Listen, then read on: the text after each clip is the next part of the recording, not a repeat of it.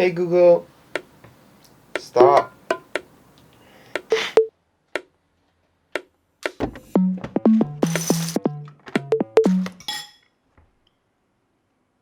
Waking any time before 9 is just torture for me. But today we have an important event. I'm going to a Google event. Google events are always fun. So this is Bren. In case you guys don't know, she always appears on KG's vlogs as well. Hi, good morning. Okay, what would you can interact with? You get a real Pikachu out. This is the new phone. I don't have a Pixel 3 to compare it to, but I do have a Pixel 2, and they're both XL. So you can see they're basically the same size, and they look basically identical. The Pixel 2 obviously feels a bit more premium. This just feels like the same kind of plastic all throughout. They call it polycarbonate, but this is definitely cheaper. It's so much cheaper. The small one is 659, the big one is 779, and the non-A is what?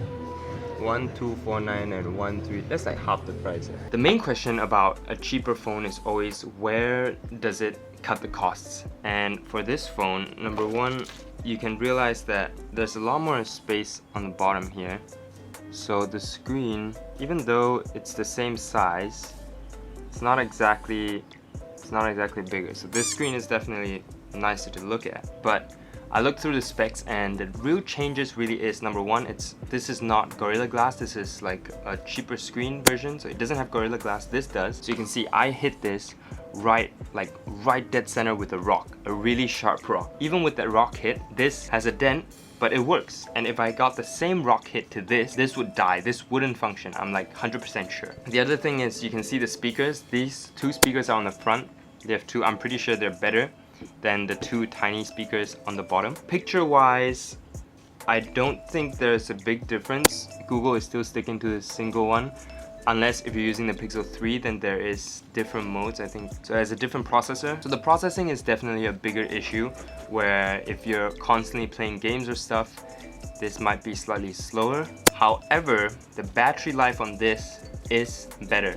It's a bigger battery pack by like 200 mAh. The most amazing thing about this economy phone is definitely that the picture quality is still very good. So we placed it side by side with the Pixel 3 actually during the launch, and the quality looks about similar. I think because it uses the AI that Google Photos have, so the way they create the images is just better than most phones out there. This is the kind of phone I would get if this phone is dead. Like, if my main phone died and I really need a new phone, Pixel 3A would be the way to go. It's an amazing phone with an amazing camera. All the functionalities are there. The most exciting part about this phone, which I actually cheered when they announced it, was that they actually have a headphone jack at the top. So they have a normal headphone jack. This is huge. The best target audience, I would say, is definitely your parents, or my parents. Like, if my mom wanted a new phone, I would get her a 3A. Amazing camera phone.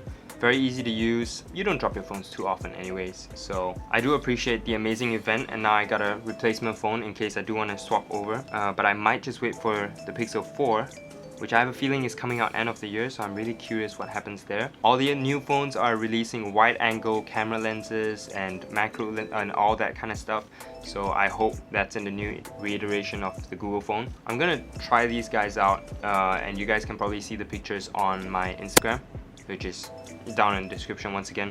So yeah, with that, Kate, take it easy crew. I'll see you guys in the next one. Bye bye.